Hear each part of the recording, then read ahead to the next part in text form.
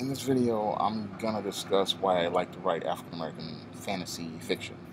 The main reason why I like to write African, and I'm also going to discuss why I publish African American fantasy fiction.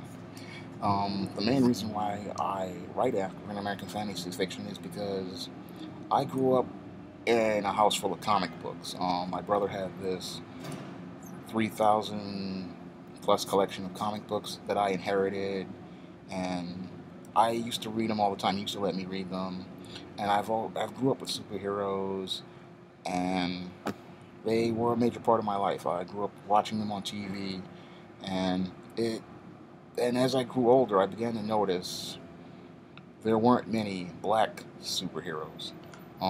In my 20s, when I was in college, I was a big fan of the Milestone line with Icon, Hardware, Static, um, and I bought those comics regularly every Wednesday from a black book vendor on Fordham Road. And seeing the Milestone comics come out back in the 1990s when I was in college, that I always wanted to be a comic book writer when I was in high school, but and I studied. I literally studied everything from Marvel Universe, DC Universe. I even studied Archie and Indies. That's how deep I was into comics.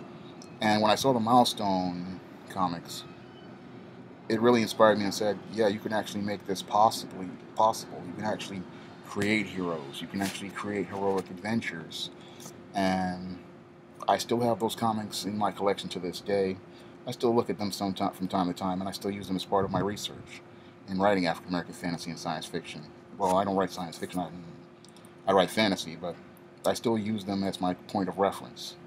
Um, and it was one of the things that inspired me to go for that dream, because before, and I just thought about being a regular comic book writer and writing regular comic book characters, but when I saw Milestone, I said, yeah, I can do this. Unfortunately, around 93, 94, the comic book industry collapsed. And with it went my dream of becoming a comic book writer. Um, and then later on, I learned there weren't many job opportunities for African Americans in the comic book marketplace. It's still one of the least diverse places in the business world. Comic book industry behind the scenes is usually 95% white and still 95% male. Um, Around 1999, I had just finished my first novel, and I was sitting and this is where I got the idea for my first project. Around 1999, I got the idea for my first project. I was sitting around the dinner table, and my brother had handed my sister a copy of Wizard, and we were looking through it and talking about it, and then she sits there and tells us, why aren't there any black female superheroes? And again, I had this idea, even though the market had collapsed, I was still writing fiction, and and then I had this dream about this woman named Isis, and then I got the idea, why don't I make a black female superhero? Why don't I do this um, black female character? And I was sitting at and after I listened to my sister talk about this, because I got the idea for it, and I had this dream, and then I just started putting sketches together and coming up with concepts. I went to the library, I did some more research on the Egyptian gods and Egyptian mythology, and then after a while, I got out my old Brother word processor because I had no Pea Soup Green Brother word processor at the time, and I started putting the story together. And when I was putting it together, I was putting it together with the whole concept of making it a comic book, and that's one of the reasons why I read like a comic in many cases. The goal was, and then as I was writing, I was like, "This is fun. I'm having a lot of fun doing this." I was really having a lot of fun designing the characters, and it was a blast. I put it together, the first draft, in about 6 months. Finally printed it out around 2000, and then in 2002 I published it um, with a print-on-demand publisher because I just really liked it a lot. And even I had tried to shop it around with publishers, but no one picked it up. At the time, there really wasn't an African American fantasy market. There was only one book out at the time that I went to the Barnes and Noble. That was Blue Light by Walter Mosley. And when I saw his book, also, that was another thing that inspired me. When I saw Walter Mosley's Blue Light, I said there could be a market for African American fantasy. Um, and that's one of the things that made me want to go out and try to promote it, because I had been soliciting one book, Changing Soul. I never got that picked up. But with ISIS, I had a great concept, great premise, and I really stood behind, and I really believed in it. And it it was like putting all my ideas for comic books into a literary book, and it really came together very nicely. Um, and it really brought out my passion for writing. That's one of the things I like about writing African American fantasy, is that it really inspires me, gives me good ideas, and it allows me to really get out of the box and get creative. You can't really do that with African American fiction. It's very limiting. When I used to try to do contemporary African American books like Your Changing Soul and Recipe for Success, I found limitations in it. But with fantasy, the world opens up. I can do different things. I can explore different concepts. I can really take characters to places they haven't gone before. I couldn't take a character and really help show people a different perspective of the world with a contemporary novel. Contemporary African American fiction really is confining. It's restraining. It's very limited. You really can't do but so much in it, because there's only a handful of genres out there in um, contemporary African American fiction you can write in. You can write in contemporary romance, you can write slave stories, or you can write street lit and erotica. And all of these books really, they follow a formula, and that formula gets boring and repetitive over time. And with fantasy, you don't really get those limitations. You can really get out of the box and do all sorts of different things. Like with the ISIS series, I can make stories about Egyptian gods and Egyptian mythology in a modern time, or I can go back to the 1800s, or I can go back to BC history. Not BC history, AD history, because the ISIS character was born in 73 AD in Nubia, but because she's the daughter of Osiris. After the Heliopolitan War, as I call it, I created my own history, the Heliopolitan War between Isis, Osiris, and Seth. And I'm showing you how you can just expand things and do different things with it. And as a writer, you can really explore it. I mean, this is one of the things I wanted to do with comic books, was really just take people out of the box, really give them different ideas, and really expand people's imaginations. And that's one of the things that I enjoy about writing African American fantasy. Um, After I published ISIS in 2002, I did another contemporary romance novel, Recipe for Success. It was called Recipe for Success now, but it was called Cassandra Cookbook. And I did do some different things with that. I made things a little quirky, a little romantic comedy, but again, it wasn't as challenging. It was unique, but it wasn't as challenging to write. And then I came up with another idea for a fantasy book. This one was about, I call it John Haynes versus the Devil. That's the premise that I came up with. And from there, I came up with the whole world of um, guy working in a corporate Hades, um, where he's promoted. He's given this powerful job by the devil. Devil costs him his job. He gives him a different job, and he sends a beautiful she demon to tempt him and compromise him. But with this story, I could flip things. I was able to do different things with the Temptation of John Haynes. It's a fantasy story, again, about a man being tempted by a she demon, sent by a she demon that was sent to tempt him and seduce and make him compromise his beliefs and ideals. And in this story, um, I was again able to explore things in a fantasy world, but also make social commentary about the black community. I also do that with ISIS, where I use the fantasy to make social commentary about the black community and what's going on now, because that's one of the other things that you can do with fantasy.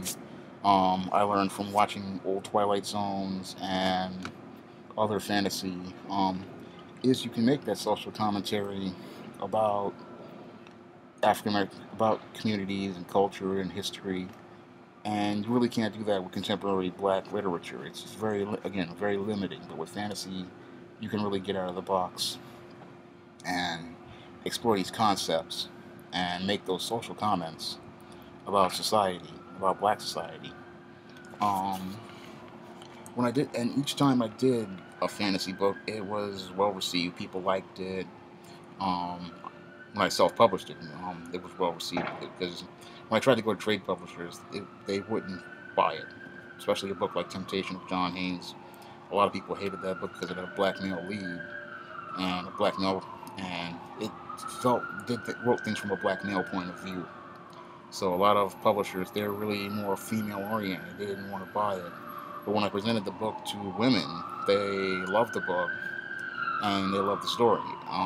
Same thing with ISIS. They really liked the story and they liked the characters. And I write these stories so that African American people can open up their minds, open up their imaginations, and see the world differently. Because African Americans, black people, we really need to see the world from a different viewpoint.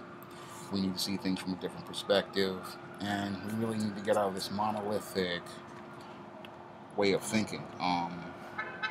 Where I look at it, black people are the only people who think one way and let one small group of people, black leaders, dictate how they're supposed to vote, how they're supposed to think, and how they're supposed to be. And we really have to get out of that way of thinking and get into start seeing the world differently and coming up with different viewpoints. And one of the things that fantasy does is it opens up your mind to see things differently.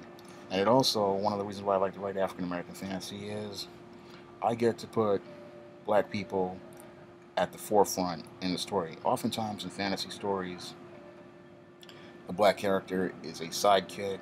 He is a ancillary character in the background. He's never in the main character. And when you're the main character, the whole story focuses on you. It focuses on your issues. Like in Temptation of John Haynes, I really start talking about racism and white supremacy and how it affects black men. And and in ISIS, I talk about how racism and white supremacy affects black women. Well, you wouldn't get that in any other fantasy story. I mean, I only saw racism covered in one episode of Star Trek Deep Space Nine. And whenever you have a black main character, you do get to see black issues put to the forefront. You get to see black people's culture and black people's experiences presented at the primary view. Um, and also, it's important. Other reasons I like to write is because I get to present a black face to readers. I get to present black views to black people to readers. Oftentimes in fantasy, we're often shown white men as the heroes, white men as the main characters, and we get the story from a white male view. But when there's a black character in the lead, lately we get a white woman's view because Divergent and Twilight all feature white female leads. But with books like ISIS, we get to see a black female lead, and books like Temptation of John Haynes, we get to see that black male lead, and we get to see a story from a black male point of view. And we get to see a person who looks like us, telling our story and really showing black readers. I get to show black readers that this genre is for you too, and that there are people who look like you, who have adventures, who have experiences, and who are going through what you're going through. And I wanted kids to have their own heroes, and that was one of the main reasons why I started writing again after I took a break at 13 or 14. I took a break for a while, but then I came back because I wanted to give kids their own heroes. I wanted to create positive stories about the African American experience, and I also wanted to expand the black book market, and that's something that I really am working hard to do. Especially, that's why I like to do African American fantasy, because we need more books in the fantasy genre. We need more writers in the fantasy genre. And I mean, I know that there are writers out there, but we need all these different viewpoints to show black people that going to the bookstore, there's other types of fiction out there. That everything isn't just romance or street lit. That there are writers trying to do things in other genres, and that these genres aren't bad genres. These are great genres, and you just need to give them a try. I mean, and they're not just for white guys. I mean, a lot of people, black people, think fantasy is just for white guys. I'm living proof that it's not. Dwayne McDuffie, the late Dwayne McDuffie, was proof that it wasn't. Um, and Dwayne McDuffie is literally considered a legend in the comic book world because of his contributions to comic books. And I really want to build on that legacy and try to expand African American people's views of African American fiction and show them different types of fiction. That's one of the reasons why I love the genre, because I want to see this genre grow. I see it as the future of African American fiction. I see it as the next level. I feel that African Americans really need to start exploring different genres of fiction, and they need to start trying to do different writing. I mean, I know there are some African American fiction fantasy writers out there, but we need to start trying to get them, writers like myself. I forget the lady's name. She passed away a while ago. You have to try to get these books out there more often so readers can find them and access them. You can find all of my books, such as The Temptation of John Haynes, ISIS, and the new ISIS series, which is designed for younger readers, at Amazon.com, BarnesandNoble.com, and Smashwords. The ebooks are only 99 cents. Temptation of John Haynes ebook is only $2.99. The paperbacks are reasonably priced, and I believe you're going to have a great time when you read these books. I believe you're going to enjoy them. They're well written. Many of them are critically acclaimed by book clubs, like Temptation of John Haynes is well received. ISIS is well received, and many of the ISIS series books are well received. And I'm urging black people to go out and buy these books. I'm urging people to go out and buy these books because this genre really needs the support of readers. If we build it up, it can be just as big as the mainstream fantasy market with Harry Potter and Twilight and Monster High.